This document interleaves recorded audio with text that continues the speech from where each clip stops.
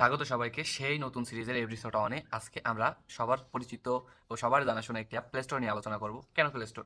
কারণ আমরা বলছি আমরা গুগলের সকল প্রোডাক্ট নিয়ে আলোচনা করব। গুগলের অনেক প্রোডাক্ট আছে যেগুলো প্লে স্টোরের ভিতরে অ্যাভেলেবল, কিন্তু আমরা দেখতে পাই না, এবং হাইড অ্যাপগুলো কিভাবে প্লে স্টোর থেকে লাভাতে হয় এই জিনিসগুলো নিয়ে আমরা এক্সপ্লোর করব। আমরা প্রোফাইল আইকনের উপর একটা ক্লিক দিব। দেওয়ার পর একদম প্রথমে ম্যানেজ অ্যাপ অ্যান্ড ডিভাইস এটার উপরে একটা ক্লিক দিব। দেওয়ার পর আমাদের সামনে এরকম ইন্টারফেস আসবে। আমাদের ফোনে অ্যাভেলেবল অর্থাৎ ফোনে লাগানো সকল অ্যাপ এখানে যাদের ভিতরে আপডেট আইছে তারা হচ্ছে এখানে আপডেট অল আইছে। এখানে যদি ক্লিক করি সে সকল অ্যাপ অটোমেটিকলি আপডেট হয়ে যাবে। আমাদের ফোনকে ভাইরাস থেকে বাঁচাতে এই স্ক্যানের উপর একটা ক্লিক দিলে আমাদের ফোনকে অটোমেটিক স্ক্যান করে বলে দেবে আমাদের ফোনে কোনো হার্মফুল অ্যাপ রয়েছে কিনা।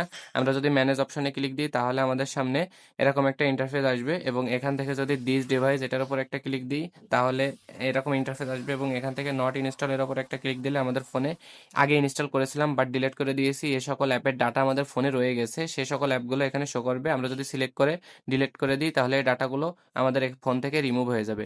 তারপরে যদি আমরা পরের ইন্টারফেসে যাই, আমাদের এখানে হচ্ছে পেমেন্ট অ্যান্ড সাবস্ক্রিপশন আছে। এখানে যদি আমরা কোনো কার্ড অ্যাড করে রাখি, ব্যাংক কার্ড, তাহলে আমরা যে কোনো পেমেন্ট একদম ইজিলি সহজে দিতে পারবো। এবং আগে যে প্রোটেকশনটা দেখিয়েছিলাম সেই প্রোটেকশনটা এখানে আবার এক্সট্রা করে দেওয়া আছে। তারপর আমরা হচ্ছে এখানে যদি সেটিং এর ভিতরে যাই, তারপর সেটিং এর ভিতরে যাওয়ার পর এখানে একটা অপশন আছে দেখেন, জেনারেলের উপর যদি একটা ক্লিক দিই তাহলে আমাদের সামনে এরকম একটা অপশন আসবে।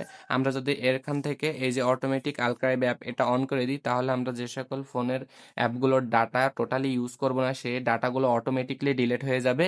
ফলে আমাদের ফোন থেকে কিছুটা স্টোরেজ কম ইউজ হবে।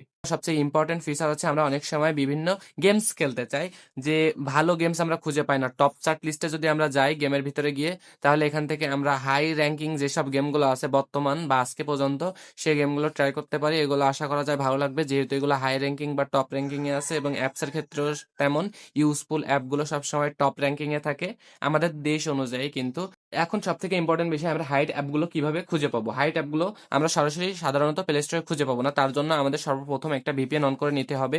ভিপিএন অন করে নেওয়ার পর আমাদেরকে অ্যাপ ইনফরমেশন এটার ভিতরে যেতে হবে। এটার ভিতরে যাওয়ার পর আমাদের সামনে এরকম একটা ইন্টারফেস আসবে। এরকম একটা ইন্টারফেস আসলে আমরা স্টোরেজ যে অপশন আছে এখানে যদি একটা ক্লিক দিই তো আমাদের সামনে এরকম অপশন আসবে।